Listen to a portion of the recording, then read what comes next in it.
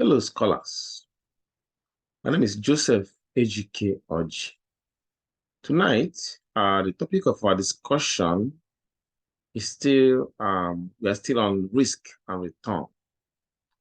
And our focus tonight in that area will be on the concept of estimating risk and return using historical data.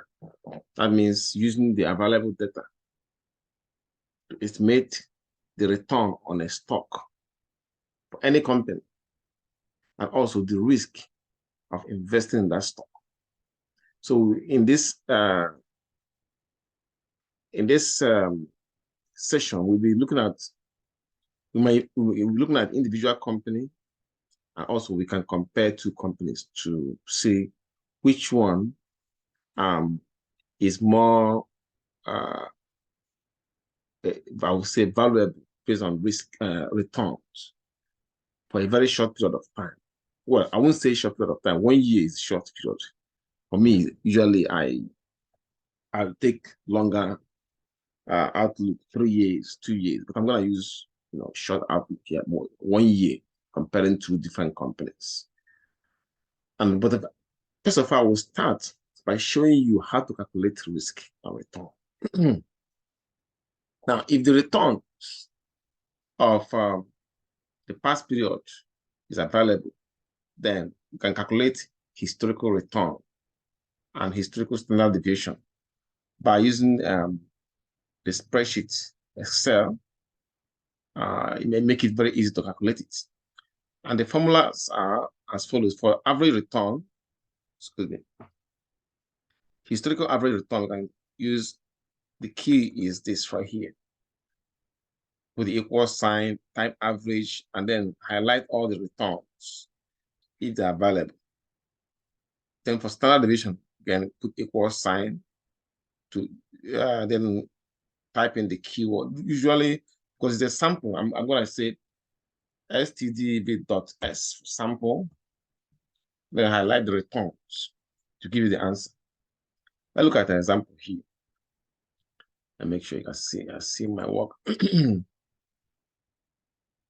example we're looking at is this one. It says a stock return for the past 3 years, 10%, negative 15%, and 35%. That is for annual return. Yeah. For next for this stock for the next for the past 3 years. So what is the historical average return for this stock, and what is the historical average standard deviation?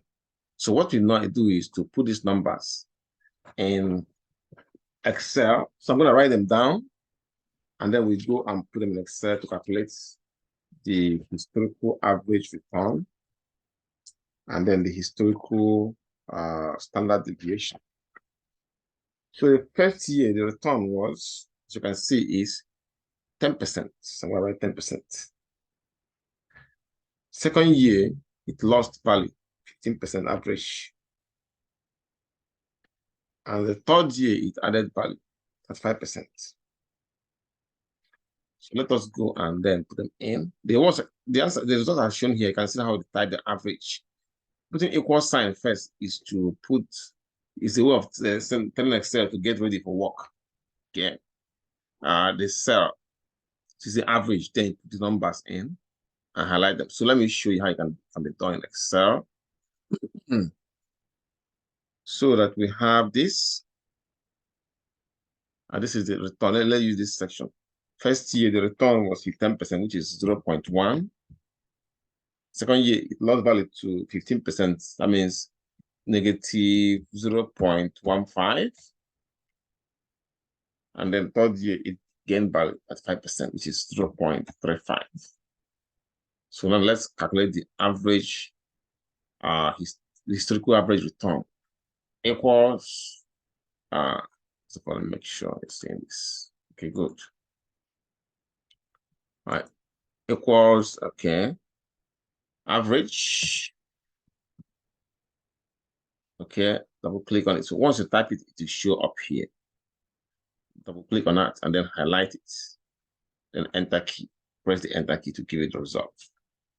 And then, so average return for this historical average return is 10%. After I'm going to change all this to percentages. For the historical average standard deviation, for the historical standard deviation, use STDEV.S. Why .S? Because it's a sample of, so it shows up. And then we have it here and enter key. So we can now highlight all this and make them percent by clicking on the percentage symbol here. See, they're all percent. So the historical average return is 10%. And the standard deviation is 25%, which means that it is really, the standard deviation is high. I mean, it's a volatile stock. And you can see here, it was 10%, then it lost value, 15%, then gained at 5%. So you can see that the high standard deviation here show that this stock is volatile. It goes up, up and down in a high swing. Okay. So this is how to calculate the return if you have the return. But in most cases, you don't have the return. I mean, if you are an analyst, financial analyst, trying to evaluate two stocks, you don't have those returns. So you have to calculate the returns by yourself using the available data. And that will be the focus of our next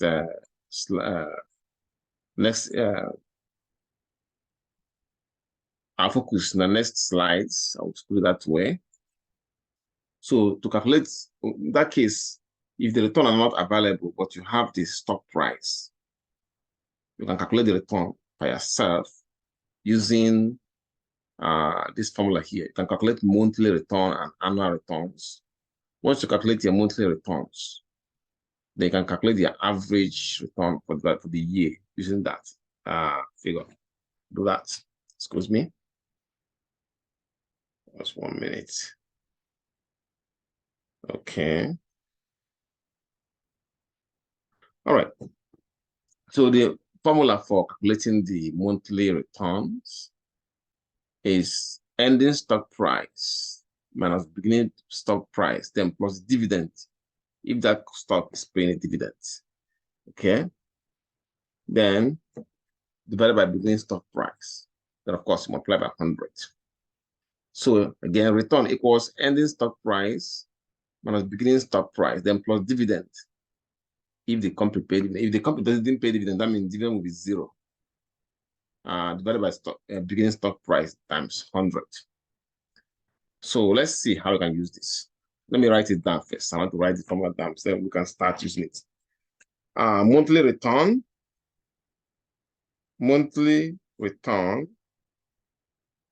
equals ending stock price minus beginning stock price plus dividends over beginning stock price. Okay. Now we can do some examples. I'm going to use real life companies. So let's estimate return for and risk for Walmart and Tesla. These are two big companies using the historical data. So I wrote here that the required historical stock prices for Walmart and Tesla can be downloaded from Yahoo Finance. There are other free financial website that you can download financial statements, stock prices free of charge. I think Google has a finance section too. But I usually use Yahoo Finance. I'm very familiar with Yahoo Finance. So here we can, as before, we know that the standard deviation tell us the level of risk. The higher the standard deviation, the riskier the stock, and vice versa. So the question says, estimate the average risk and return for Walmart and Tesla.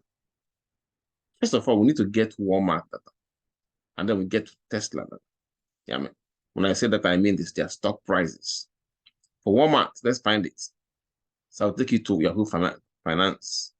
For Walmart, the trading symbol is WMT. You can see it right here. Then you click on it. It opens. Then you can now look at the historical data. Okay, for Walmart. Historical data right here. That's stock price over time. And then you can now choose how you want it. I want from December 07, sorry, from December 2021 to December 2022. Why? Because today is December 7th. So just 1 year data. And for the historical prices is what I want. And I'm not going to use daily. Daily price is too noisy. So I'm going to use monthly price. So I'm going to click here and choose monthly. Then I'll click apply. It will apply it, and you can see the prices from this all the way to that. Say from December, you won't get December's. Oh, this one started from December 6th. No, actually, December 6th ended. We don't have the information for December 7th because the market have not really opened. So what we have is December 6th. That's what the data we have is December 6th data, which is actually what it's reasonable. The market is not open, so we haven't done any trading. So, but it started from December. Or it started from January, even though I put December 7th. It started from January 2022 to December 6th, which is yesterday. So it's basically 1 year data. So let's download it and then use it to do a calculation. Usually, I normally choose adjusted close because as you can see here, there's dividends, different dividends for different periods. But adjusted close, usually the dividends are already factored in. So you don't have to worry about the dividend anymore if you're using adjusted closing price. Otherwise, there is opening price, highest price, lowest price, high, low, and then closing price. But then adjusted close, where dividends are factored in. So that's what we'll be using. I download it. Okay, go to Excel. It's opened. So I'm going to copy this, the days, the year. Okay. Go to my I go to my spreadsheet, which is here, and paste it. Days, see the months, so you have it. Then I go back and copy Walmart price. Okay. See the adjusted closing price. That one I'm going to copy. I copy it. Okay. Control C, copy it. Then go to my spreadsheet where I will use it and paste it there. Control V. So these are the prices. So I make, because their price is stock price, I'm going to make them $sign. Okay. So I'll repeat the same process for Tesla for the same time period. Okay. To do that, I go back to this one here and close it first of all. So let me close it. So I'll go back to Yahoo Finance. I think Tesla is trading symbol is TSLA. Okay. As a trading symbol. So I'm gonna go to Yahoo Finance. So type TLS, yeah, TSLA. Yeah, so TSLA. LA give us Tesla. Tesla is a battery car manufacturing company. It's owned by Elon Musk. They manufacture cars that use battery, not gas. So historical data, I'm going to use historical data. Like before, you can see it. Yeah. for Tesla. Okay. So for Tesla, we have this. I need December 7 to the to 2021 to December 7, 2022, and I need historical prices monthly, like before. Okay, and then apply it. You can see them here. So I can download it. Okay, it's opened. Again, I choose the adjusted close because it has factored in the dividend. Then go to my, okay, go to my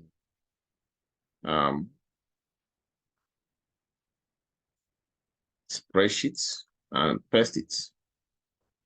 Then, make it dollars because these are stock prices. Then I go back to that spreadsheet and close it. Okay. Now I'm ready to calculate the return. After calculating the return, I can then calculate the what they call the annual return, monthly returns, average return, standard deviation, So, but there's something I want to close. I want to close. So I think this is it. That's it. So anyway, so taking you back to our listing, you can see that the formula for finding the returns for each month is ending stock price minus beginning stock price plus dividend. Now, we're not going to use dividend here because we use adjusted close. So dividend have already been factored in. So we use ending stock price minus beginning stock price divided by beginning stock price. And we use to calculate individual monthly return. So for the month, it will be, okay, this is the general formula. But if it is for the month, I'm going to show you how you can calculate for the month. It's just a slight modification of this formula. So I'm gonna be return. Let's say that I want to calculate return for February. Return for February. Return for February, month of February equals, okay. So let me make this okay, I'm gonna take you here. I hope you can see this. Let me show you how you can modify that original formula to calculate individual monthly return. Return for February, February return will be to calculate it. We need this formula here, same formula but a modification. It's gonna be return on March. Okay, actually return on from February return. This is January return. Okay, I will make it a general formula. Return for a current month means previous month return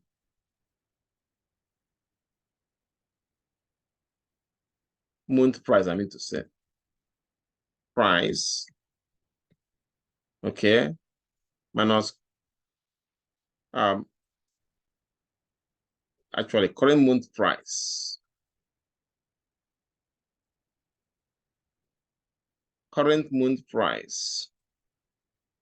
minus previous month price. I mean, when I say price, I mean stock price, okay, divided by previous month price,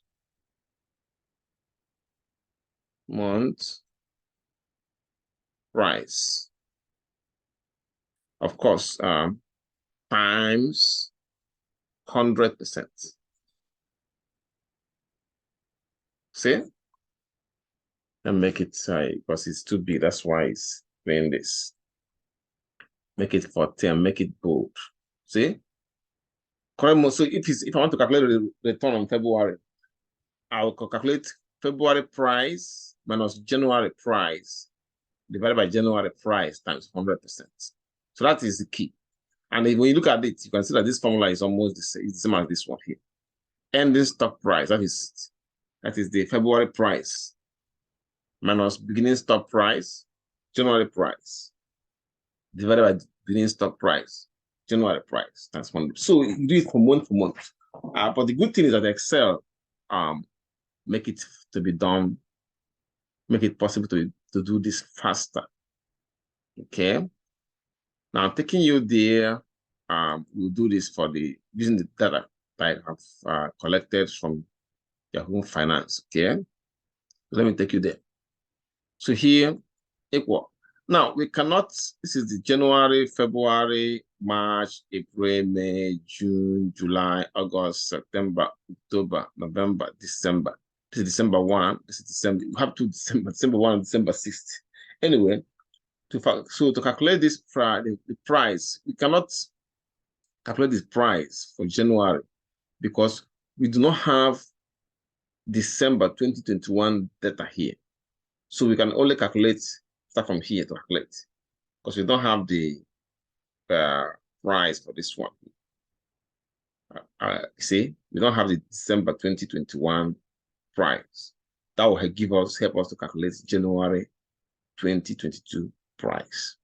So now let's start from the return on Walmart. So you can see Walmart here, we don't have December 2021 price, so we cannot calculate the return for January for Walmart. You can only start from February. So equal is parenthesis, current pricing,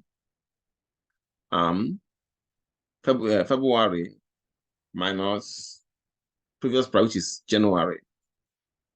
Okay, close it, divided by price in January. Okay, so, and that gives us the various returns. So you can just drag, either you drag it down or you can just double click to calculate the rest of the return. Now we cannot calculate the return for this 2nd December because we don't have okay, hold on, let me see if I think I did this. Yeah, we can't have calculate the price for this. Matter of fact, I think I made a mistake. We can calculate this January price. We can because you have February here. So you can say, okay, this one here is yeah, we don't have this information here. This, okay, minus this one here, okay, divided by this. Okay, we have February data, so we can calculate January price. My mistake, I made a mistake in my first statement. See, we have it, and then we can drag it down. See this tick cross. Take it there, you change to a small, tiny, skinny cross. Click hold and drag it. So so we can calculate this. This one that's saying -1 is not valid because you don't have you cannot calculate this one because we don't have this data here. We don't have the data that we use to help us to calculate this one here. Okay. Now, and that is a return. So now this return, we can make it to be percent. When we make it percent, we have 3%. So it lost value in January, gain value in February, and so 3%, negative 16%. Now we can repeat the same process for Tesla. Okay, we have equal here. this current February price minus January price, okay, divided by January price. And then we can, drag it down. Either you see this tick cross, when you bring it close to this small box, it's changed to skinny cross. Two ways, either you double click or you can just click hold and drag. Calculate the rest and change the percent. See? So in January 2022, Tesla lost value, but in February it gained 24%, then lost 19% in March. Excuse me, lost 13% in March. Tesla wasn't really doing so good. Now, with this return, this is return on Walmart, this is return on Tesla. We can find the average return. See, average return for Tesla, for Walmart. So if you remember the formula for the average return, what we just did is calculate the monthly returns for the two companies. See, monthly returns. So let us calculate the average return. Since we now have the returns. Okay. Now the average return, we go to, I want to refresh your mind with the formula for average return. You can see right here. Type equal average, then highlight the numbers. So now let's do it for both companies. So average return from Walmart, see average return. So equal. I don't know why I went all the way to this place. Let me just type it very close. Average return,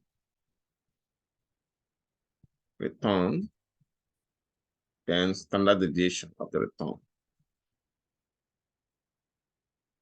Deviation. So I can remove these ones here. Okay, let's do it. Equals average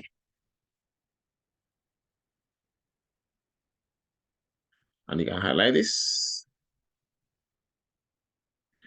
close it, and then enter 1% on average.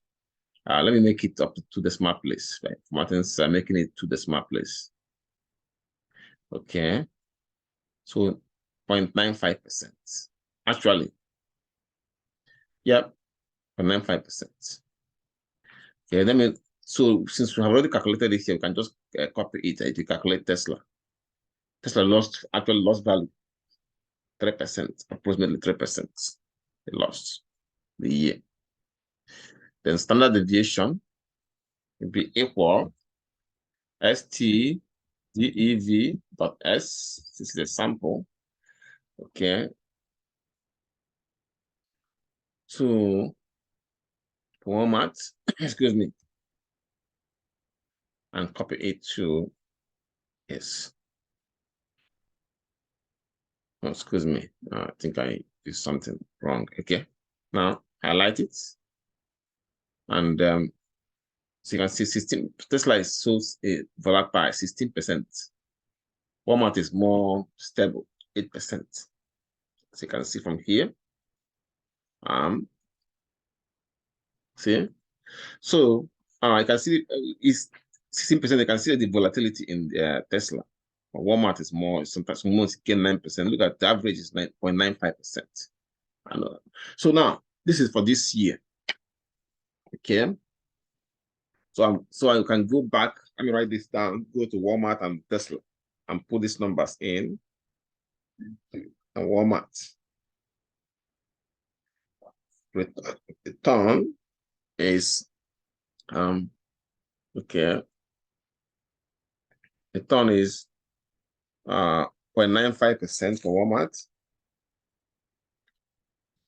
and negative 3.46% for Tesla.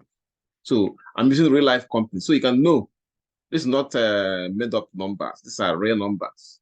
So you can see which company is actually making a return this year.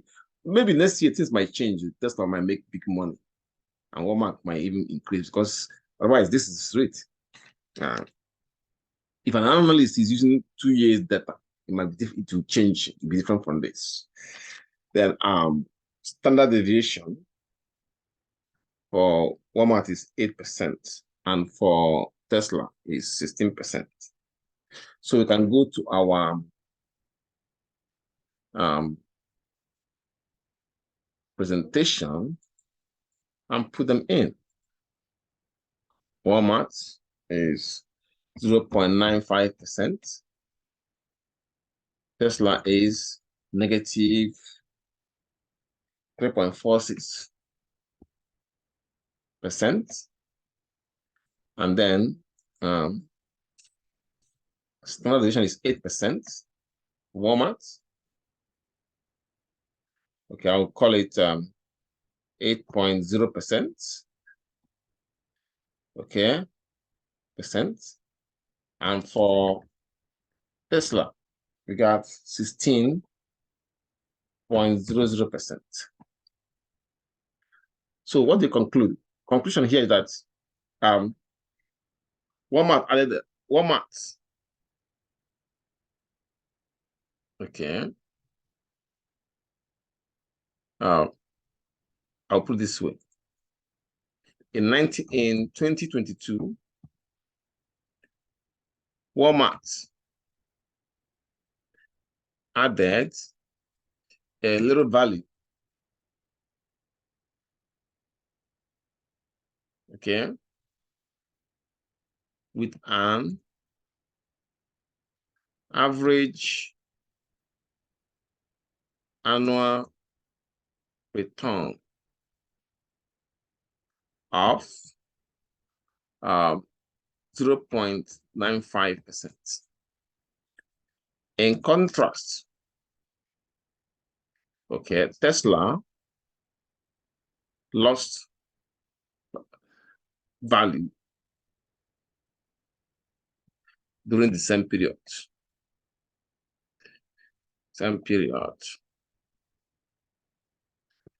Okay, with average annual return, okay, return of negative 3.46%. In addition, okay, Tesla's stock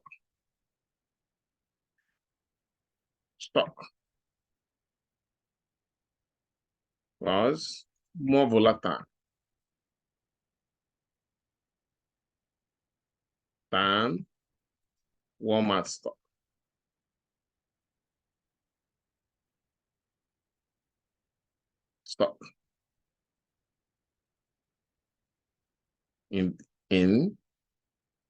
During the year under review. So this is basically what most analysts does every day. They can use different evaluation measures.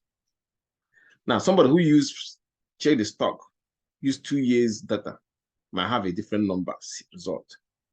That's why if you see one analyst saying that this company is good, another analyst will say, oh, this company is not good, because they are using different data. Sometimes they use the different evaluation measures, and that's it.